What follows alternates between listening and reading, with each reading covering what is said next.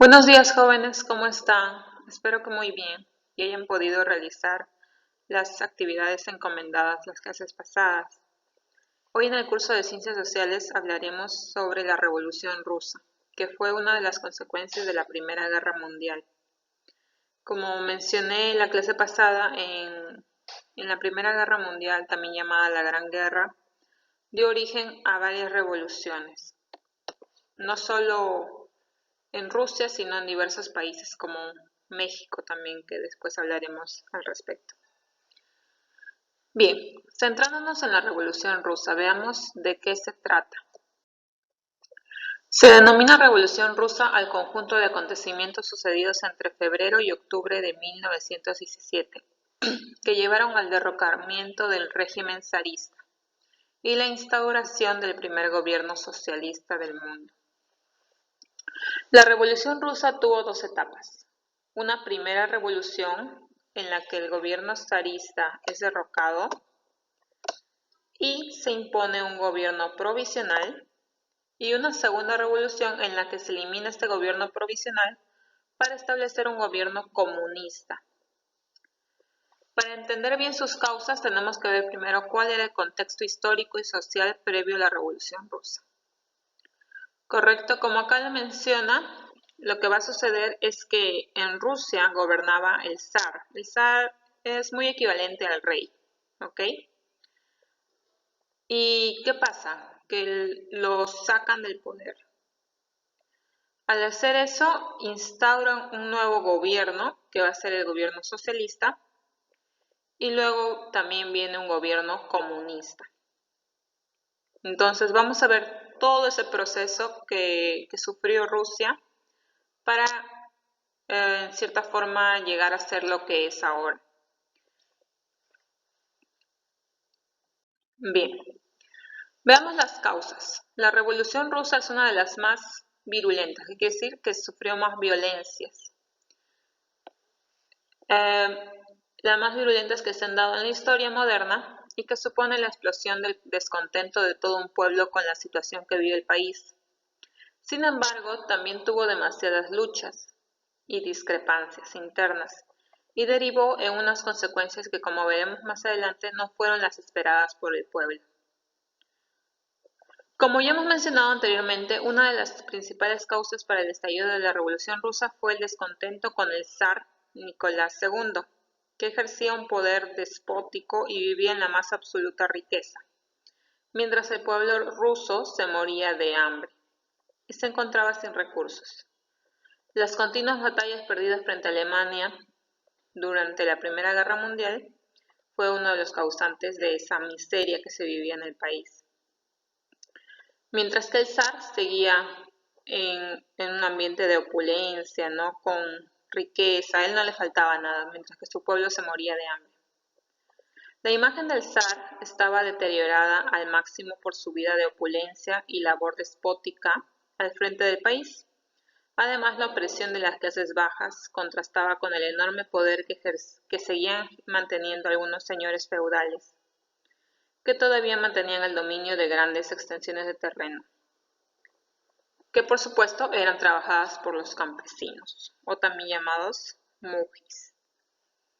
Entonces, como bien lo menciona, el zar no sufría, el que sufría era el pueblo. El pueblo estaba cansado, harto de tanta muerte, de tanta hambruna, tanta pobreza. Y los que estaban bien eran los señores feudales, que eran los dueños de las grandes extensiones de terreno. Pero quienes trabajaban la tierra eran los campesinos, obviamente con sueldos muy bajos, con varias horas de trabajo no bien remuneradas. ¿Okay? Entonces estaban muy cansados. A los campesinos también se les llamaba, aquí está, mujis. Okay. Otra de las causas de la Revolución Rusa fue la entrada del capital extranjero del país, el cual dominaba las fábricas y centros productivos de la Unión Soviética. Esto dio lugar a la aparición de los obreros, los cuales trabajaban en unas condiciones infrahumanas. Pronto se hicieron cada vez más frecuentes las protestas, que luego pasaron a huelgas y terminaron en grandes revueltas. Muchos de estos obreros se agruparon en organizaciones sindicales conocidas como soviets. Sindicales. Sindicales proviene de sindicato. El sindicato es un grupo de personas que unidas tratan de asegurar que los derechos de los trabajadores se respeten y se cumplan. ¿Ok? Entonces, en cierta forma, la aparición de los sindicatos fue bueno porque a través de sus huelgas, de sus protestas, querían que se respeten las condiciones laborales, ¿no? Por ejemplo, acá dice que condiciones infrahumanas, imagínate trabajar horas tras horas, de repente no bien remunerados, con un bajo salario, largas horas, en un ambiente inadecuado también, ¿ok? Y estas organizaciones sindicales les llamó soviets. ¿Qué más? Asimismo, en los últimos tiempos se había producido una importante penetración de las ideas marxistas en el pueblo soviético. Ideas marxistas. Ahí viene el economista Karl Marx, que plantea las ideas de eliminar esos, por decirlo así, niveles sociales. ¿Ok? Lo que quería la idea que él planteaba era expropiar a los señores feudales de sus tierras y decir que la tierra es para quien la trabaja. Okay, entonces eso beneficiaría bastante a los campesinos, ¿verdad? Que eran quienes trabajaban la tierra, no los señores feudales. Los señores feudales eran los dueños de las grandes extensiones de tierra, pero ellos no las trabajaban. Entonces, con estas ideas marxistas, en el pueblo soviético iba a causar un gran cambio, ¿verdad? Ahora veamos los personajes principales de la revolución. A ver, primero veamos a Lenin. Desde el año 1870 al año 1924. Esas fueron su fecha de nacimiento y su fecha de fallecimiento, respectivamente. Conocido por varias facetas, desde lo político a filósofo, pasando por revolucionario y gran activista del movimiento comunista ruso, hasta el punto de ser el líder bolchevique del Partido Obrero Socialdemócrata de Rusia. Con el paso del tiempo y gracias a su apoyo al movimiento llegó a ser el líder de la URSS, la Unión de las Repúblicas Socialistas Soviéticas. Su apoyo fue tal que se creó el leninismo, donde se recogían las contribuciones que hizo a la política de Marx. Igual, todos basados en esa idea de Marx, por eso dicen un gobierno marxista. ¿Okay? Y la URSS, que es la Unión de las Repúblicas Socialistas Soviéticas, lo que ahora conocemos como Rusia, porque luego cambia de nombre. Antes se llamaba así Rusia. Rusia antes se llamaba la URSS, pero ahora se llama Rusia. Entonces Lenin va a ser uno de los líderes del Partido Comunista. Bien, otro personaje importante en esta revolución es Stalin, quien fue un político y dictador soviético que se unió al partido de Lenin en busca de la revolución rusa. Trotsky, también otro político y revolucionario ruso de origen judío. Alexander Kerensky, quien no tuvo mucha importancia, bueno, solo estuvo a cargo del gobierno provisional durante la primera fase de la Revolución Rusa. Él se queda a cargo por un tiempo y luego ya sucede la otra fase de la Revolución Rusa. Nicolás II, él fue el último zar de Rusia. En todo su reinado el Imperio de Rusia notó una gran crisis económica y también a nivel militar, y sin tener unas causas claras se dice que dejaba muchas cosas en manos de Dios. Debido a algunos acontecimientos ocurridos durante su época, como la tragedia de Yodinka, le llevaron a tener el sobrenombre de Nicolás el Sanguinario. La tragedia de Yudinka fue en una revuelta en donde murieron varias personas. Miren, incluso Nicolás el Sanguinario, imagínense, justamente como mencionamos en las causas de la Revolución Rusa, que la gente estaba muy descontenta con el gobierno. Entonces, también manifiesta que dejaba muchas cosas en manos de Dios. Y eso pasa bastante, ¿no? Con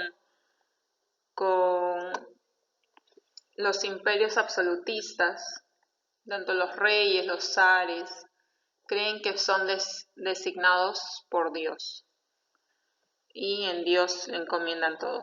A ver, unamos, él es Stalin, Trotsky,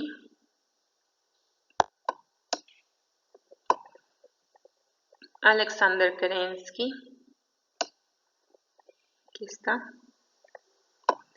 y acá Nicolás el Sanguinario, o Nicolás II. ¿Okay? Ahora veamos la revolución, el desarrollo de la revolución. La primera revolución rusa tuvo lugar en febrero. En el caos que se había originado, el zar Nicolás II se dio cuenta de que no poseía el suficiente poder militar para combatir la revolución y vio que su única solución era abdicar, es decir, renunciar al puesto. En este momento, un gobierno provisional asumía el control del país gracias a la unión momentánea de socialistas y demócratas. El objetivo de este gobierno provisional era aportar unos cimientos sólidos para la celebración en un futuro de unas elecciones democráticas. ¿Okay? Y ahí es donde entra Alexander Kerensky. En un principio los soviets, ¿quiénes eran los soviets? Exacto, los del sindicato, ¿no? Que eran organizaciones formadas por obreros y sectores socialistas más radicales, dejaron el gobierno provisional realizar sus funciones con el objetivo de asentar la revolución e impedir un posible intento de regreso zarista. Como les mencioné, los sindicatos no son malos, ¿no? Pero en este caso sí eran un poquito extremistas. Sin embargo, pronto los soviets comenzaron a separarse del gobierno provisional y se dio una lucha de poderes. El gobierno provisional poseía el parlamento y el poder del Estado, mientras que los soviets tenían el apoyo de los obreros y de los crecientes sectores de izquierda. Se dice que la izquierda apoya al pueblo, ¿no? Por eso hablan de izquierda y derecha. Es un partido de izquierda, es un partido de derecha. Le dicen que la izquierda apoya a el pueblo. Se inclina más a apoyar a estos sectores. Esto terminó desembocando en la Revolución de Octubre, en la que los trabajadores soviéticos que formaban parte del partido bolchevique, dirigidos por Lenin, derrocaron al gobierno provisional y constituyeron finalmente un gobierno socialista. La Revolución de 1917 marca así el inicio de una nueva etapa para la URSS, una etapa que se desarrollaría a lo largo de todo el siglo XX, hasta su disolución en el año 1991 con la perestroika. Cabe recalcar que la perestroika fue el final de la Revolución Rusa y fue una reforma económica. Bien, ahora hablemos de las consecuencias. La Revolución Rusa tuvo importantes consecuencias ya que supuso un cambio profundo dentro de la sociedad económica e incluso la cultura de la Unión Soviética. La primera consecuencia evidente fue el derrocamiento del régimen zarista y de la dinastía de los Romanov, que llevaban siglos de presión y de poder absolutista en el denominado Imperio Ruso. En su lugar se creó el primer Estado socialista del mundo, la Unión de las Repúblicas Socialistas Soviéticas. Esto supuso la adopción de las ideas socialistas y el desarrollo de otras ideas anarquistas y comunistas. La Revolución Rusa también provocó algunas discrepancias acerca del camino a seguir tras la muerte de Lenin y luchas de poder entre dirigentes como Stalin, que pretendía consolidar la revolución en Rusia, y Trotsky, que buscaba una revolución a nivel general. En cualquier caso, la implantación del socialismo en la URSS era ya imparable. También tras la Revolución Rusa, la URSS se convirtió en una de las principales potencias económicas a nivel mundial, una posición que mantuvo hasta su disolución. Entre otras cosas, la URSS fue fundamental para derrotar a Alemania en la Segunda Guerra Mundial y fue el país que pugnó por la supremacía mundial con Estados Unidos durante la Guerra Fría, escenificando la lucha entre el bloque capitalista y el bloque comunista. Otra de las consecuencias en este caso inmediata que tuvo la Revolución Rusa fue la salida de la URSS de la Primera Guerra Mundial tras la firma del Tratado de Brest-Litovsk con Alemania. También se produjo la adopción de nuevas políticas económicas. Primero se impuso una denominada precisamente nueva política económica que dotaba al campesino de mayor libertad para poder vender los excedentes de su producción. Sin embargo, con la llegada de Stalin al poder, se aprobaron otras medidas encaminadas a la colectivización del trabajo, como la supresión del campesino u obrero individual y la prioridad absoluta de la industria pesada. Ahí fue un cambio en la manera de trabajo de los campesinos.